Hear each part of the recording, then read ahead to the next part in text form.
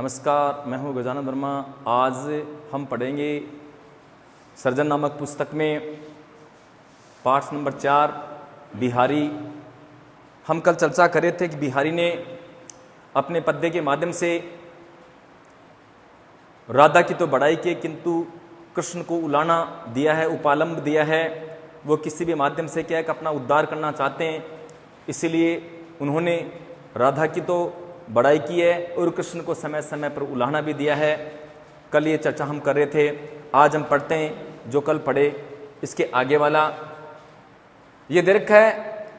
इंसान धरती पर जब आ जाता है तो वह क्या है कि सांसारिक मोहमाया में पड़ जाता है और माता पिता कुटुंब परिवार या उस इष्ट को जिन्होंने उनको पैदा किया उन सबको भूल जाता है। इसमें दीर्घ है, भजन कयो तातो भजे, भजो ने एक बार, दूरी भजन जाते कयो, सोते भजो गवार।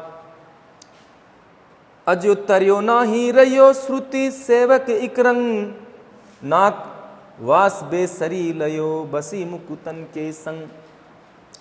सगन कुंज छाया सुखद शीतल सुरभि समीर, मन हवे जातु अजो वहे उही जमुना के तीर। सोहत ओढ़े पीत पटु, सोहत ओढ़े पीत पटु, श्याम सलोने गात, मनो नील मणि शैल पर आतप प्रो प्रभात। इन्हीं आस अटक्यो रह तू अली गुलाब के मूल, हवे है फेरी वसंत ऋतु इन डारन वे फूल। पहले पद्य के अंदर बिहारी ने कहा है, भजन कयो तातो भजो भजन एक बार। देखिए इसमें भजन जो शब्द है, भजन इनका अर्थ तो भजना होता है और भजो का अर्थ भजना होता है और भजो का अर्थ भजना होता है। एक भजो का अर्थ होता है भागना, मैदान छोड़ करके भाग जाना। तो यहाँ जो भजन शब्द का अर्थ होता है स्मरण करना और भजो शब्द का अर्थ भी स्मरण करना होता है और भजन का अर्थ होता है भागना और भजो का अर्थ भी भागना। ये कहना चाहते हैं कि समान जो शब्द दिख रहे हैं, समान जो शब्द दिख रहे हैं, भजन है, भजो है, भजो है। ये भजो जो शब्द है इसके अंदर क्या है कि इन दोनों का जो अर्थ है, भजन का अर्थ भजन करना, स्मरण करना और भजन का अर्थ भागना भी है। इसी प्रकार से भजो का अर्थ स्मरण करना और भजो का अर्थ भागना। ये कहना चाहते हैं इसके माध्यम से तो कि भजन और भजो के शाब्दिक अर्थ में, भजन और भजो के अर्थ में इसमें यमक अलंकार है। लेकिन देखिएगा, भजन कयो तातो भजो, भजो ने एक बार।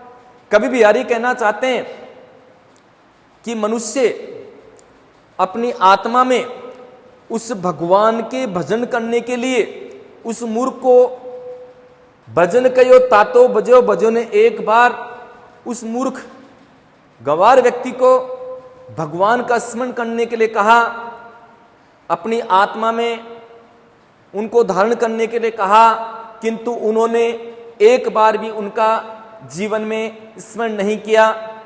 दूरी भजन जातो कयो, सोते भजो गवार। और जिससे दूर होने के लिए कहा, जैसे काम क्रोध लोभ मद मोह, ये जो बुराई है मनुष्य के जीवन में, जो बुराई है इनको दूर करने के लिए, इनसे दूर रहने के लिए कहा, तो वह क्या है कि उसी को याद किया, उसी को भजा जिसको दूर करने के लिए कहा, उसी का उन्होंने स्मरण किया, उसी को उन्होंने याद किया। ये एक गंवार व्यक्ति के बारे में कहा है कि जिस व्यक्ति को भगवान का स्मरण करने के लिए कहा, उन्होंने जीवन में न तो अपनी आत्मा में धारण किया, न उस भगवान को जीवन में एक बार स्मरण नहीं किया, उनको याद नहीं किया, किंतु जिससे दूर होने के लिए कहा उसी को वह भजता चला गया, अर्थात वो बुराई के अंदर ही चलता चला गया।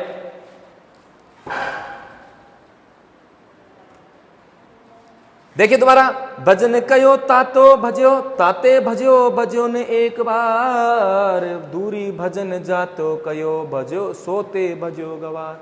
अर्थात जिसे दूर होने के लिए कहा, जिसे दूर होने के लिए कहा उसी को उसने जीवन में याद किया, और जिसको भजने के लिए कहा, जिसका स्मरण करने के लिए कहा, उससे वह दूर भाग। देखिए, भजन कयो तातो, उन्हीं को भजन कयो ताते भजो, भजो ने एक बार। कभी बिहारी कहना चाहते हैं कि जिस भगवान का अपनी आत्मा में स्मरण करने के लिए कहा, उस मूर्ख ने जीवन में एक बार भी उसका स्मरण नहीं किया, एक बार भी उनको याद नहीं किया।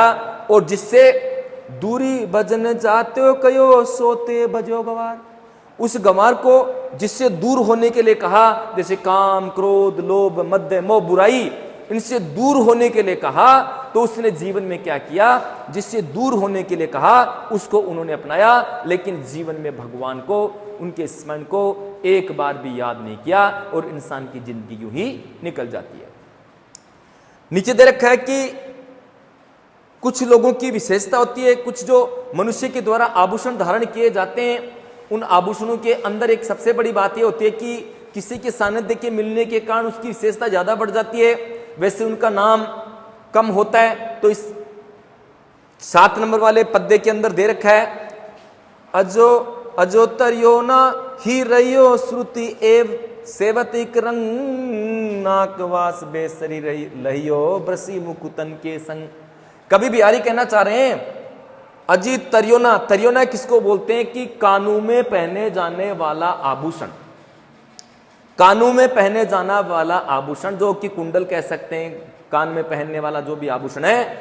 अजोतरियो ना ही रहियो श्रुति सेवती रंग, कवि बिहारी कहना चाहते हैं कि कानों में पहने जाने वाला आभूषण जो तरियोना है ना, वो हमेशा कानों में ही पड़ा रहा, और सोना, गोल्ड जिसको कह सकते हैं, सोना जिसको कहते हैं, स्वर्ण जिसको कह सकते हैं, वो सोने का आभूषण शुरू से लेकर अंत तक कानों में ही पड़ा रहा। उसने कोई ख्याति प्राप्त नहीं की, उसने कोई बड़ा काम नहीं किया, उसका कभी बड़ा नाम नहीं हुआ। किंतु नाकवास बेसरी लयो बसी मुकुतन के संग, किंतु नाक में पहने जाने वाला जो आभूषण है, उसने सोने के साथ में मुकुतन, मोतिया मुकुतन का संग मिला करके, या मोतिया मुकुतन का संग या साथ लिया, जिसके कारण उसका ऊंचा स्थान हो गया, उसका ऊंचा पद उसे मिल गया। कहने का मतलब, सोने के आभूषण को कान में पहने जाने के कारण उन्होंने कभी बड़ा पद धारण नहीं किया, बड़ा सम्मान प्राप्त नहीं किया।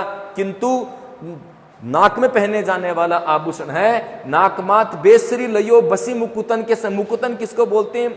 मोती मणि यूं कह सकते हैं, संग, अर्थात नाक में पहने जाने वाले आभूषण ने मोतियों के साथ में संपर्क किया और मोतियों के द्वारा उसको बना करके नाक में पहना गया, इसलिए सम्मान का पात्र बन गया। और कहते भी ने, नाक एक सम्मान का विषय भी माना जाता है, या कभी बिहारी इसके माध्यम से कहना चाहते हैं, नाक का मतलब कहते हैं फला आदमी तो नाक वाला है, नाक का मतलब इज्जत, गलती अगर हो जाती है फला आदमी की नाक कट गई, तो यह नाक में पहने जाने के कारण उसका सम्मान हुआ है। साथ में क्या है कि जो सोने के द्वारा जो निर्मित जो चीजें धारण किए नाक के अंदर, उस नाक के कारण और उसके साथ मिलने से मोतिया मणि मिलने के कारण उसकी विशेषता ज्यादा हो गई।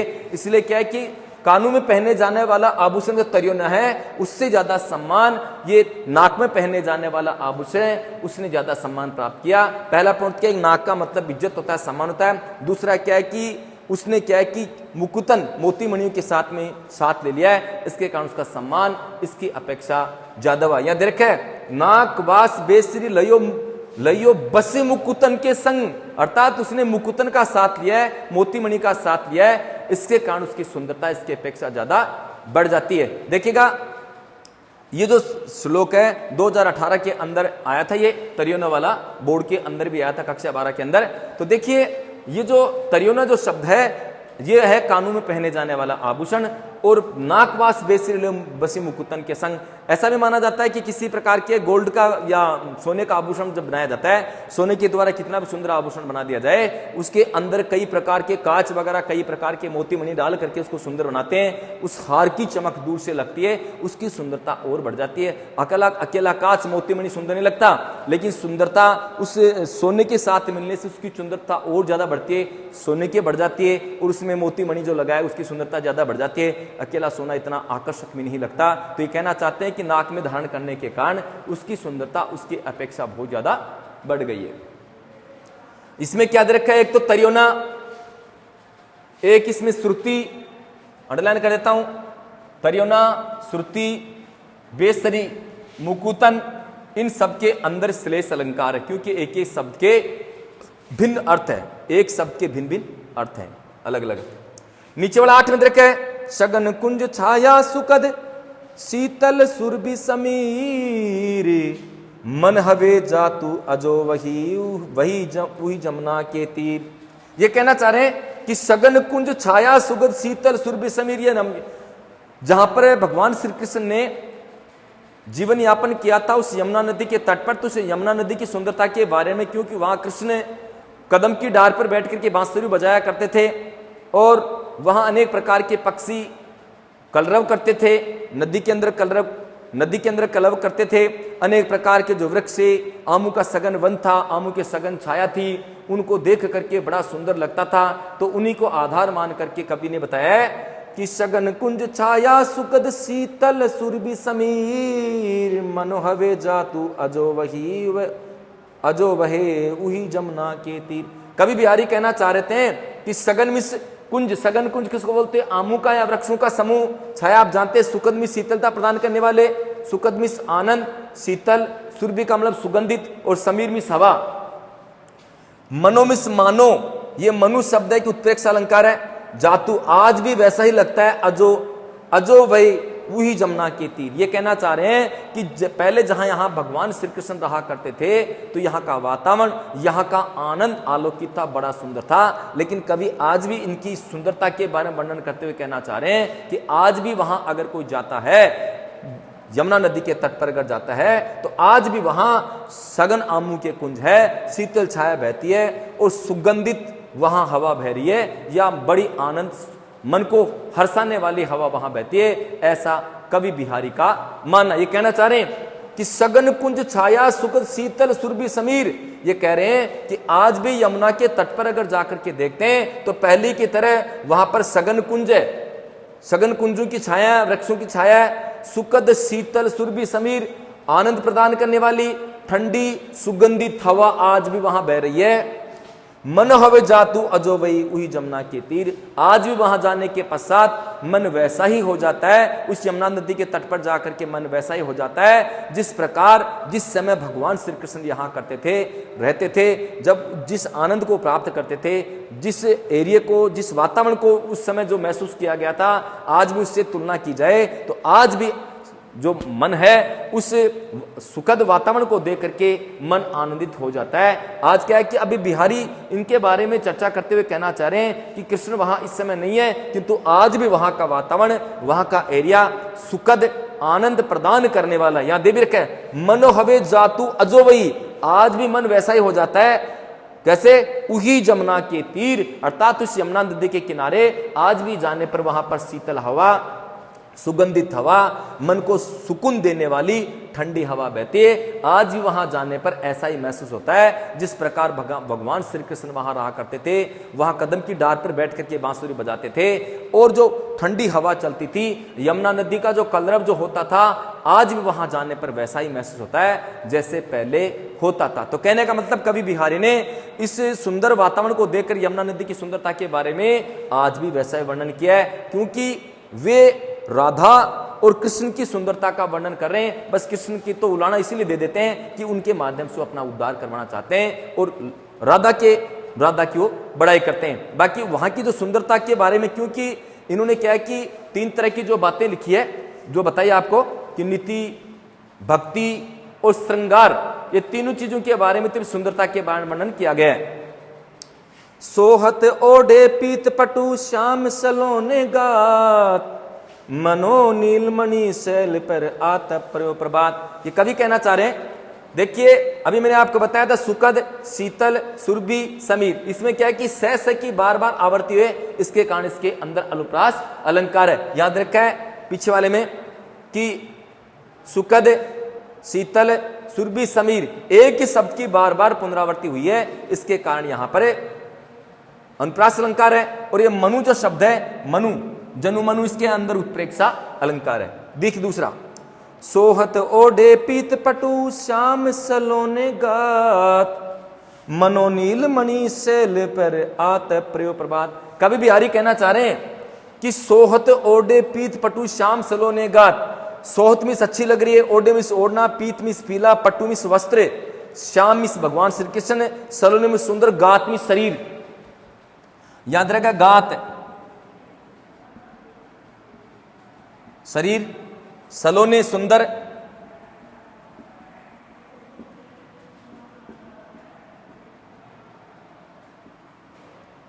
और पीत मिस पीला, पट्टू मिस वस्त्र,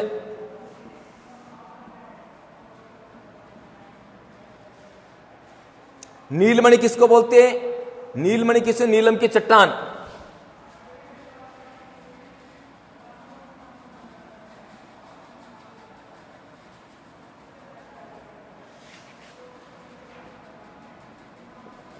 ये नीलम क्या होता है? ये धातु होता है, पत्थर होता है, जिसको कह सकते हैं कि नीलम पुखरा, जिस तरह से पत्थर होता है। तो ये क्या कहना चाह रहे हैं? इसके माध्यम से कहना, भगवान श्री कृष्ण की सुंदरता का वर्णन करते हुए कहना चाह रहे हैं कि सोहत ओढ़े पीत पटु श्याम सलोने गात, मनो नीलमणि शैल पर आतप प्रभात। आतप का मतलब होता है सुबह का, आतमिस गर्मी, परमिस गिरा, प्रभात मिस सुबह। प्रभात का अर्थ होता है सुबह, और आतमिस प्रकाश, और परमिस गिरना। शैल किसको बोलते हैं? शैल का मिस पर्वत या चट्टान। और नीलमणि, नीलमणि किसको बोलते हैं? नीले रंग की।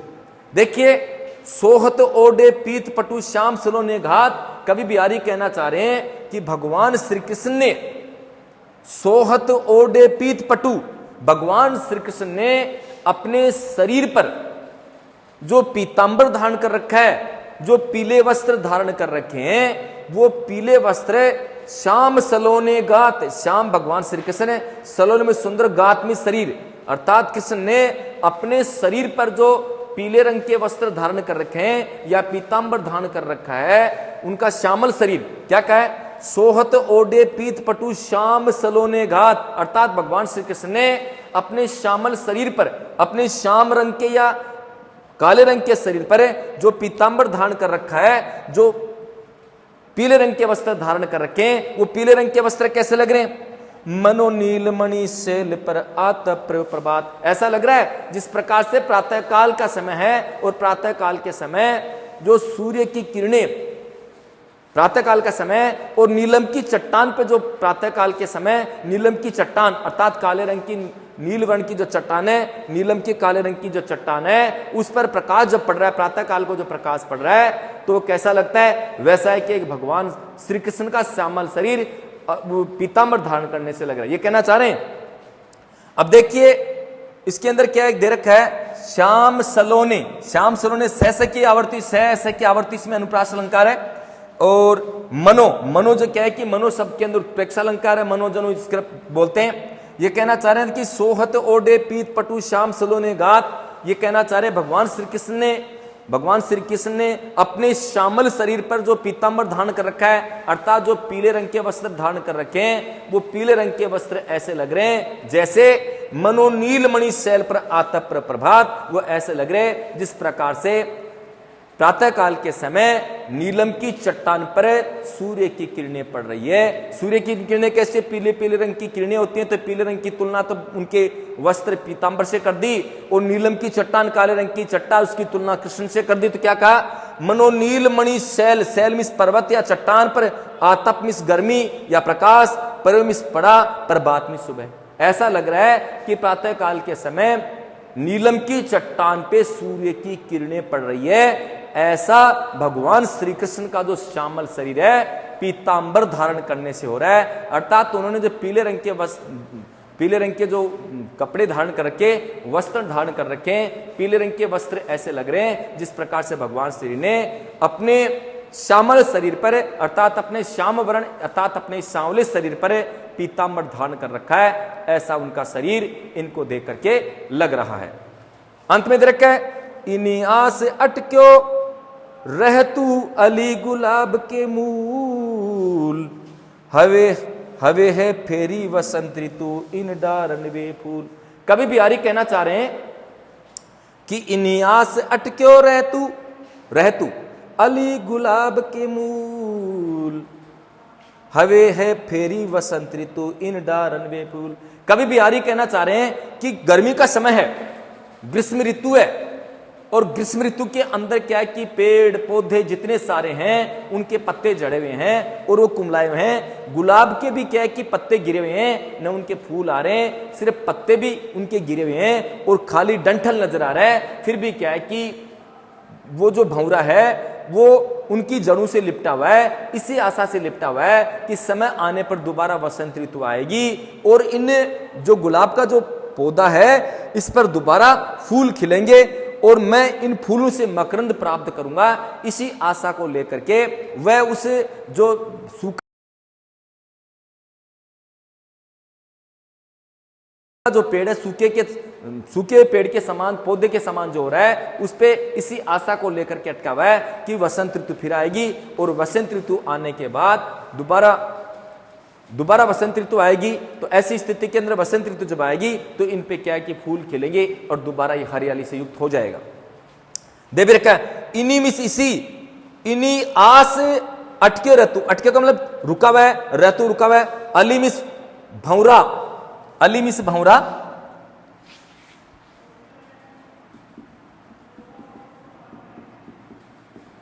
ये कहना चाह रहे हैं कि इन्हीं आस अटक्यो रहतु अली गुलाब के मूल, हवे है फेरी वसंत ऋतु इन डारल वे फूल।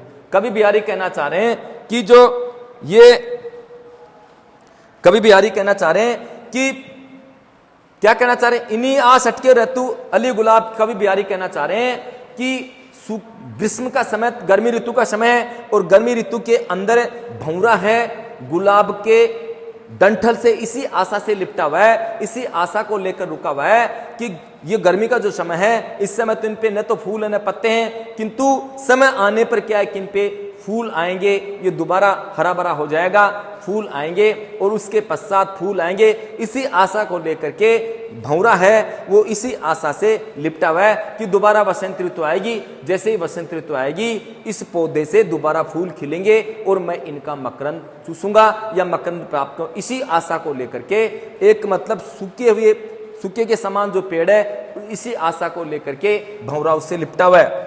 इन्हीं आस अटके रहतु अली गुलाब के मूल, हवे है फेरी वसंत ऋतु इन डारल के फूल। कहने का मतलब इसी टॉपिक को देखते हुए बिहारी ने जो सवाई जयसिंह था यहाँ जयपुर का मिर्जा राजा जयसिंह थे वो भी क्या है कि पाठ को शुरुआत करने से पहले मैंने आपको बताया था कि वो भी क्या है कि अपनी नवोडा जो कोई पत्नी थी, रानी थी, उनके मोह पास में फंस जाता है और वो राजकाज में ध्यान नहीं दे पाते हैं और राजकाज में ध्यान नहीं देने के कारण वो बड़े व्यथित होते हैं और देखा कि राजा तो वास्तव में इनकी मोह पास में फंसा हुआ है और ऐसी स्थिति में राजकाज की तरफ ध्यान नहीं दिया जा रहा है। उन्होंने क्या है कि अपने श्लोक के माध्यम से कहा कि नहीं पराग नहीं मधु, इस तरह से कोई श्लोक बोल करके कहा न तो ये कोई पौधा है, न तो इसमें पराग है, न इसमें पुष्प है, न इसमें मधु है, कुछ नहीं है, फिर भी इंसान इससे लिपटा हुआ है।